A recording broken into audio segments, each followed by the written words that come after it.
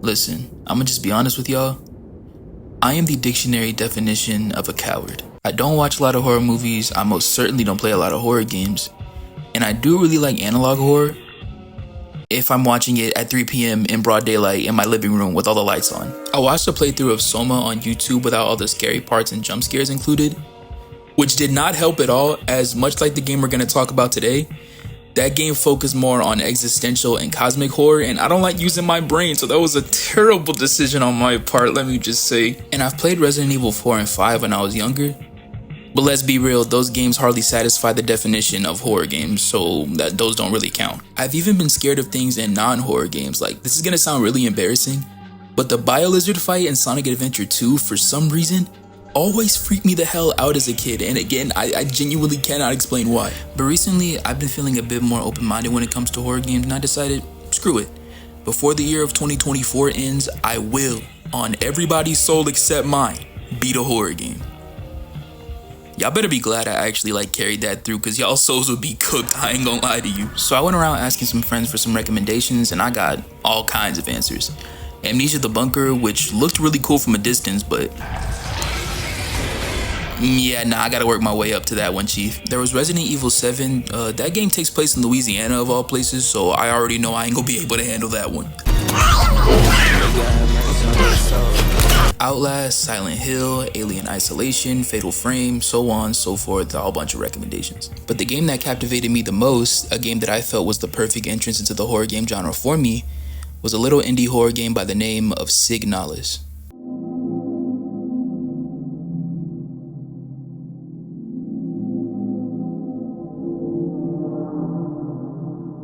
Signalis was released in the fall of 2022 by Rose Engine, a team comprised of only 2 people. God damn, nigga, 2 people made this entire whole ass game? Y'all indie game devs are built different, bro, I can't even lie. Those 2 developers were one Yuri Stern and Barbara Whitman, both of which were heavily inspired by Silent Hill and just the PlayStation 1 era of games in general. And that is also an inspiration that they are not afraid to wear on their sleeve, which I love a lot. Throughout the game, you play as Elster, an android, or replica as the game calls them, who treks through literal actual hell in order to find her lover and fulfill her promise. What is that promise? Shit, the game doesn't tell you this early, and neither will I. You gotta watch the video, little buddy. I was originally recommended the game by a homie early this year, in which I obviously didn't play it because 1, my broke ass can't even afford my Final Fantasy XIV subscription, and 2, the game looked freaky as hell. I mean, just look at this. Off of this alone, I was not willing to play that shit at the time, so I decided to skip over it. Then recently, about 3 weeks ago, my homie Leon, follow Leon Cosmo on Twitter by the way, just started playing the game for himself, and I said, screw it. So I ended up using some of those whimsical, magical PlayStation points that I just had built up for whatever reason, and I decided to cop the game. And from that point on, I was locked in. There was no turning back, the game was securely in my PlayStation library, so I knew I had to lock in. So I installed the game, sat down in front of my TV late at night with my headphones on, and delved deep into this overwhelming, confusing, and terrifying experience. And suffice it to say, I have a lot to say, man, that's all I'll say. So with all that out of the way, what's up? I'm Cam's Holiday, and you're about to listen to me yap about Signalis. Let's get into it.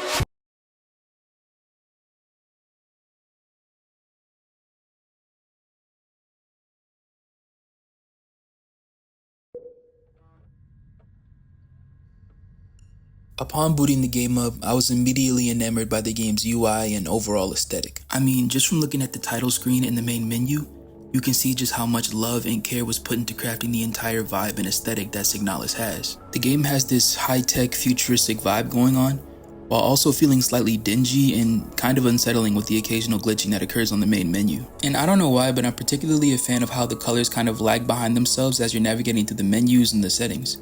I don't know what it is, but a well-crafted main menu and just UI in general just satisfies my brain. Like, prime example, sometimes I load up Kingdom Hearts 2 just to sit there and look at the menu screen. I don't know what it is, man. It just makes me happy. In harmony with those is Elster's Eye, following you as you make your menu choices. The atmosphere of the main menu is an atmosphere that plays the entire game, and in the best way possible. It puts fresh twists on it consistently, and it was a huge contributor towards making me feel scared the entire time while playing. One of the easiest ways to scare me or make me feel freaked out is simply through atmosphere, whether it be audible or visual. This game has both, and it most certainly doesn't let up on it, man. Y'all know that feeling when you're playing Minecraft, just chilling, exploring underground and stuff, and then you hear one of those freaky ass cave sounds that make you want to like uninstall the game and play Scribblenauts or some shit? Yeah, imagine that, but it's the entire game. The low drone of the various facilities, the disconcerting and uncomfortable lighting, the eerie ambience of simply being inside a safe room. Signalis nails atmosphere down to a T, man. It's really crazy to me. Speaking of the safe rooms, it's very bold of y'all to call these safe rooms. I ain't gonna lie. These feel like the most unsafe place to be, like, ever, like in the world. I don't ever feel safe in here. I feel like I'm just as likely to get my ass beaten here as I am anywhere else in the game, man. You got this ominous ass red glowing monitor that acts as your save point, and every time you interact with it, it plays this eerie ass screaming type sound that never failed to freak me out. That, and if you feel like you don't have to save, the game will actively threaten you and make you reconsider, like, come on, man, I just saved 2 seconds ago, give me a break. This shit might be the first game I've ever played in my life that's ever sized me up and mad dogged me like it was Debo off of fucking Friday or some shit, bro. Like, this is crazy, man. But all that aside, we start up the game and wake up on a spaceship in an undisclosed location. We don't know who we are or what our objective is. We just out here for real. We wander around for a bit, coming across a few rooms with various items and interactables in it, such as a photograph of a girl, this weird keypad thing with no numbers on it, and an airlock that requires a key card in order to activate. So, alright, we got some puzzles going on. I feel you. I like push mo, I like fez, I like break. Man, this game finna be a breeze, bro. Colors, this is the color, this is the color, this is the color. Yeah, I ain't gonna lie, I might be a liar. Cause this game is in fact not a breeze, man. I spent an ungodly amount of time searching high and low, checking every room, every pixel, exploring the 9 realms, consulting the goddamn Gravity Falls journals. I was really starting to think I would never find the code to this dumbass keypad, man. Like, do I have to find the One Piece or oh, never mind. It's on the back of the photograph. It's on the back of the photograph, guys. So this game got jokes. This game has jokes, okay? All right. Don't crash out, okay? Don't crash out, it's okay. It's the first puzzle. It doesn't bother me. Yeah, Signalis does that a lot, to where it'll put the solution to a puzzle right in front of your face, but won't call any attention to it whatsoever. So if you're smart and observational, you'll be good. You don't got nothing to worry about. But if you're a dumbass nigga like me, then yeah, good luck, buddy. Anyways, you input the code, you get a broken key card with some cranberry juice on it, slap some duct tape on it, and then you open the aforementioned airlock. You trek through some heavy snow and jump down a hole, crawl through a little tunnel, and then proceed to pick up a book. And then you watch an opening sequence that is somehow more confusing than watching the intro to Kingdom Hearts 1 for the first time. Like, what the hell is actually happening here? There's also some very brutal and disturbing imagery of Elster's face melting off, which still deeply unsettles me to go back and look at. And then soon after being told to wake up and remember our promise, the intro ends. So, what exactly just happened? What's going on, and what is this supposed promise that Elster is supposed to keep? Well, at this point in the game, that's not really something you're supposed to know yet. Signalis oftentimes keeps you in the dark about most parts of its story, giving you pieces here and there, but mainly allowing the player to put the pieces together via various notes found and NPCs you find throughout the world. Usually, I would be annoyed at that kind of thing, but considering the kind of game that this is, I can actually rock with it. It reminds me a lot of Fooly Cooly, Cave Story, or Hotline Miami, where the bulk of the story is left up to the viewer to interpret for themselves, which, if done correctly, can be a unique and surprisingly effective form of storytelling, but we'll save the story analysis for later.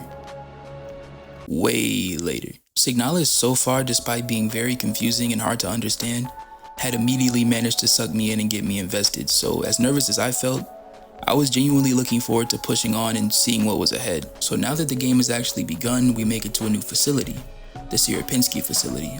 I'm sorry if I butchered some of these names, my German is not great at all. We do some more exploring, a little more puzzling until we eventually find... Ah, shit.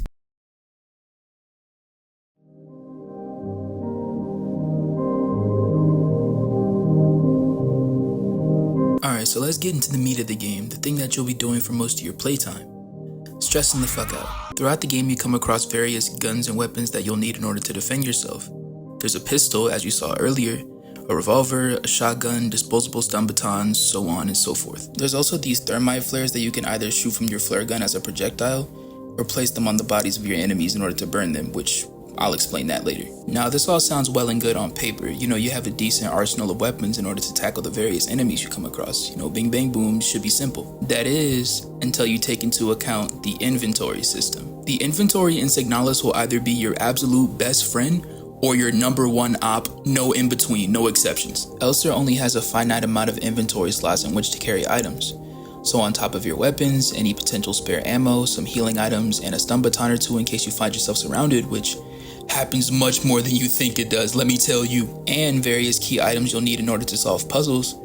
Yeah, you finna be out here looking like Tony Stark, going through your inventory and thinking extremely hard about what you need to bring with you and what you need to leave behind in your item box. So on top of the ever-looming dread and fear that I felt my entire time playing, I was also filled with hella stress having to manage my inventory, and on top of that, having to manage my resource usage. Speaking of resource usage, this seems like a pretty good time in order to bring up the various enemy types you come across while playing. The game has a pretty decent handful of them. Some of them are simple, some of them are bullshit, and some of them scared me so bad that I had to put the controller down and then go outside for a leisurely neighborhood stroll. I'll go over the various types in a second, but first I want to cover some of the universal traits that all enemies share. For starters, most of these niggas don't have any object permanence. They don't have that Metal Gear tunnel vision by any means, but if you play your cards right and aren't rushing through every room like you're in a goddamn supermarket, then you'll be able to sneak past most of the enemies pretty fine. But when you do inevitably have to fight them and kill them, you're gonna have to inevitably use some of that very limited ammo. But most enemies don't take too much effort to put down, so it's fine for the most part. Until they start rising from the dead. Yeah, buddy, you heard me right. You thought you could down that one motherfucker and it would be a done deal? Nah, she finna get back up and get her get back. Run the ones, bro. So yeah, as you traverse back and forth through the various rooms, enemies will eventually stand back up from where you initially took them out. This was probably the most consistent source of anxiety and scares for me, as I never truly knew when an enemy would revive itself. Sometimes it could be minutes after I killed it, sometimes it could be half an hour from then. Either way, I was never ever truly prepared for it to happen. There is the option to burn the bodies to prevent them from getting up permanently, but flares are a very limited resource. I mean, I'm pretty sure there's only 12 of them throughout the entire game. And that also raises another issue. Should you expend more ammo and resources on these newly revived enemies, especially considering the fact of how easy it is to put yourself in some desperate ass circumstances? There have been times throughout this game where I was walking around no health, very low HP, like 2 bullets left to my name, and I just chalked it up to the game's difficulty. And to add insult to injury, this wasn't something that I had really thought about until I was about, I don't know, at the very final area of the game. Past Cam's holiday, you better rejoice. You better be so glad that I don't have a time machine, because if I did, you and me would swap hands, man. But yeah, this isn't Hotline Miami where you can just run in and sweep the place clean. You have to be thoughtful and methodical. You have to genuinely consider whether or not an encounter is worth it to spend resources on. Speaking of encounters, we got them enemy types. You got your basic grunts with knives, they swipe at you when you're too close, it's nothing too crazy. You got these bum ass niggas who thought it would be cute to bring riot shields, so you can't shoot them regularly, but they're not immune to a stun baton, so I usually hit them with that static shock special. Now with those two enemies, that's about where the normalities end, because the rest of y'all be on some bullshit, let me be frank. You got these freaky little dudes that crawl from underneath the floorboards, usually in groups to jump you. These things have never failed to startle me, but they're also the weakest enemy in the game, so raise blood pressure aside, one shotgun shell and you should be kosher. You got these, what the fuck even are y'all? Are y'all supposed to be some kind of discount Temu front yard swans? Like what are we? These are the strongest common enemy in the game, as they will kill you very fast and they take a lot of ammo to put down. So if you were gonna use your flares on any enemy's bodies, it should be these weirdos. You got the I don't want to butcher this because I don't speak German. Yeah, you know what? Big lady with a railgun with a beam on it. These are more of like a mini boss, as there's only 2 or 3 in the entire game. They take the longest to kill out of any enemy, but they're admittedly my favorite as they take a lot of strategy to take down, and they're usually placed around other enemies, so it makes for a pretty fun challenge most of the time. Now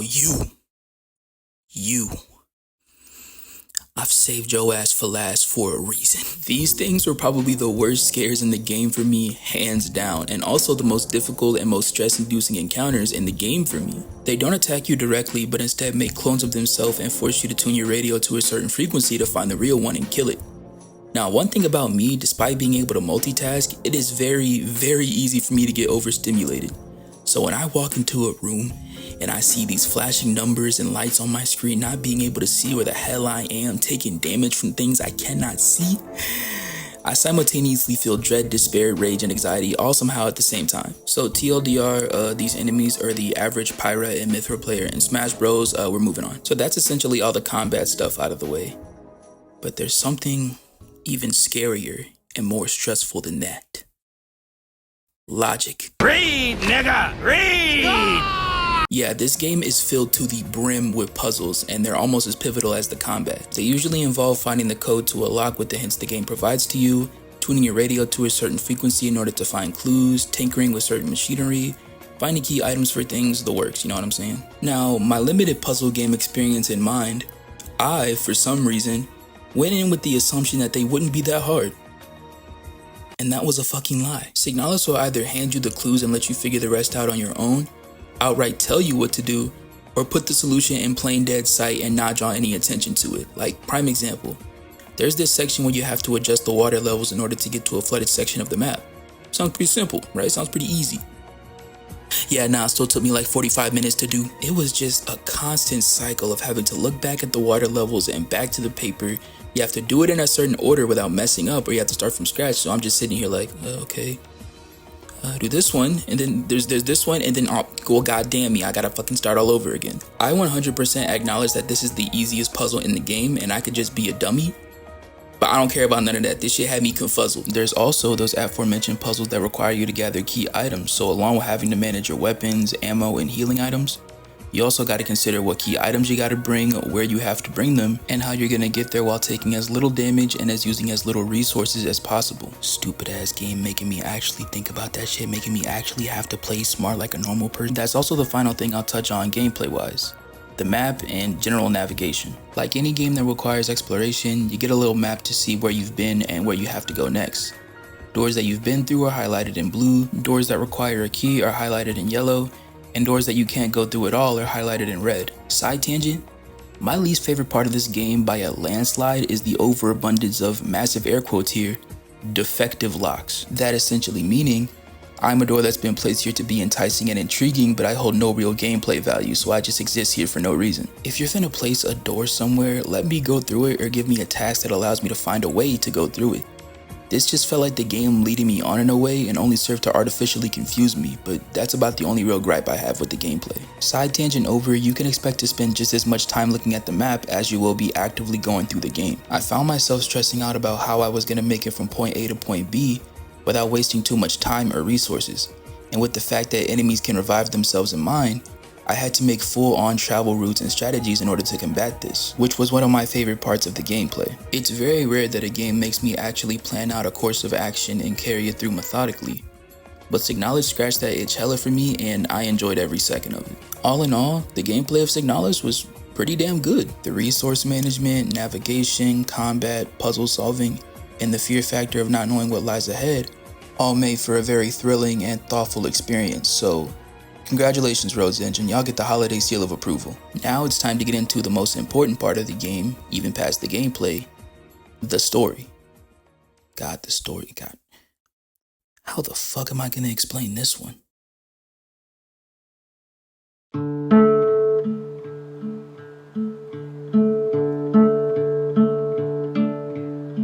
Now, I'm just gonna come out and say, while I do enjoy analyzing the stories and meanings behind my favorite things and looking into the little details to see what I can piece together, if I'm being real, I don't think I'm qualified or capable of giving a fully concrete meaning behind Signalis' story. So every observation I make and every connection that I draw are of my own personal interpretation and what I managed to put together while experiencing this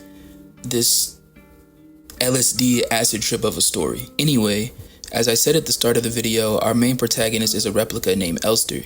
And Elster is desperately trying to find the woman in this photo that she's been carrying with her. Seems simple enough.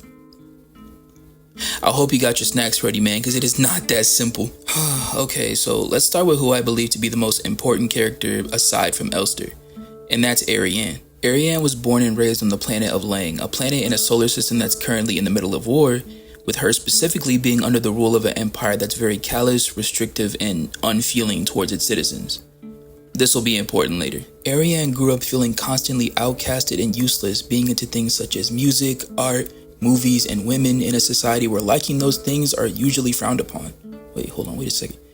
Wait, isn't it like 50-32 in this universe? Homophobia should have fell out of style like 3,000 millennia ago. Anyway, all that combined with her abnormal white hair led to her getting bullied and chastised by her classmates and others around her. Ariane hated this life, so when given the opportunity by the government to go on a long expedition in search of new planets, she immediately took it without hesitation. Ariane is a very bubbly person who loves to express herself, so when given the space to do all these things without being judged or bullied, it was borderline euphoric for her. But she wouldn't be going alone, as she would be accompanied by a singular Elster unit. Y'all better get ready, because I'm finna start busting out the super big nerd words. We're finna get real complicated up in here. For context, replicas are copies of a human's cognitive template created and utilized for general maintenance, labor, and combat. Heavy on those last two for Elster units. And according to the very important super secret rulebook on how to handle Elster units, humans are not allowed to befriend them, show them any kind of media, or become close to them in any way. But thankfully Ariane didn't do any of that. What the? Ariane, what are you doing?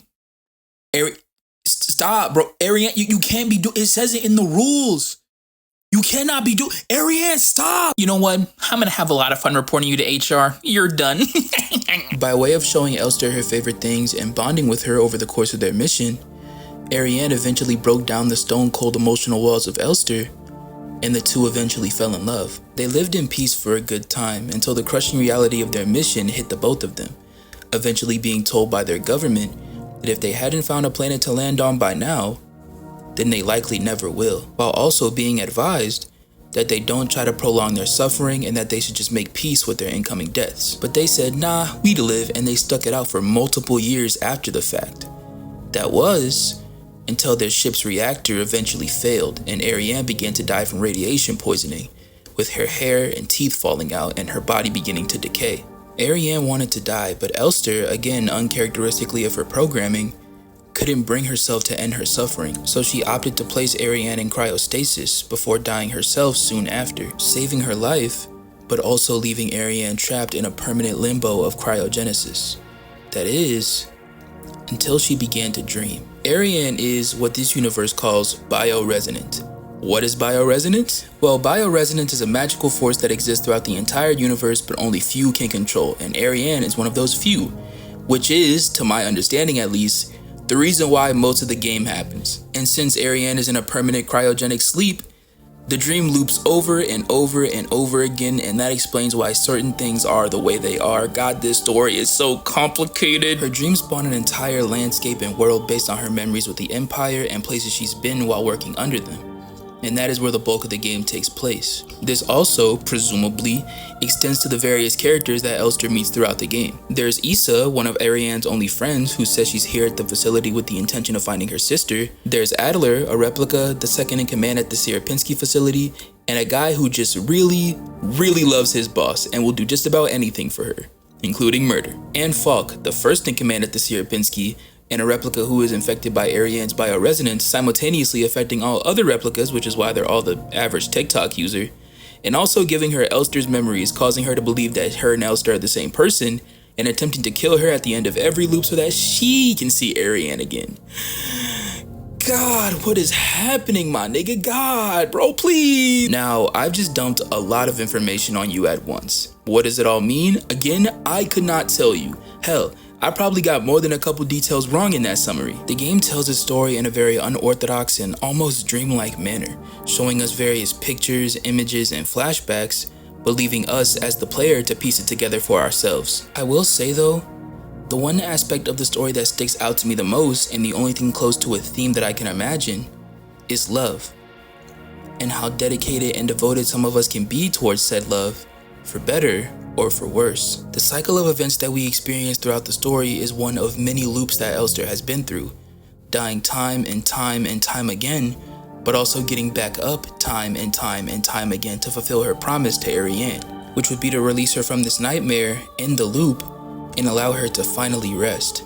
Elster pursues this tirelessly, as shown by the many Elster corpses we see after Adler attempts to kill her, and it seems like she ain't gonna stop trying anytime soon. Speaking of, this contrasts directly with Adler, who wants to find a way to relieve Falk of her illness, and if Ariane wakes up and the loop ends, then he won't be able to do so, causing him to kill Elster in every single loop in order to achieve this. Issa, much like Elster, is at the Sierpinski to find someone that she cares about and puts herself through very extreme situations in order to see that through, so much so that she even contracts the illness in the process. But this might sound crazy, I don't really see the point behind Issa's existence in the story.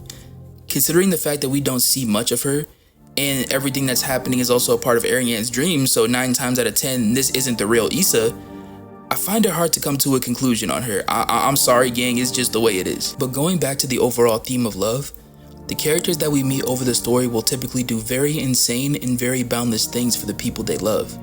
And they oftentimes have a dedication that transcends time and space itself.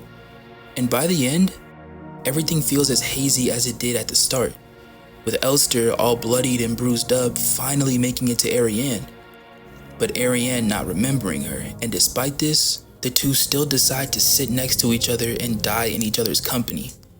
And as hard as the ending was for me to understand, it severely depressed me. Like, even throughout the terrifying and debilitating mental strain stemming from this scenario, the only comfort that these two can have in any timeline is the love that they have for each other. A love that fortunately, as I mentioned earlier, transcends space and time. And it was an ending that was as beautiful as much as it was confusing and heart-wrenching. Who's calling me, man? Hold on. Hello? Wait, what? Wait, what do you mean I have to play the game all over again? What do you mean there's 5 different endings? What? Yeah, y'all got it. Good night, bro. I'm not doing this.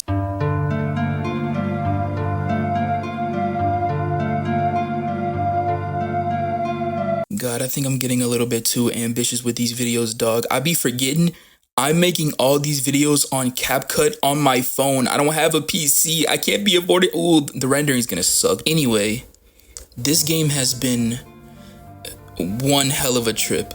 A really compelling, unsettling, terrifying, and captivating trip, but a trip nonetheless. To revisit my statement from the beginning, was this indeed a good entrance into the horror game genre for me?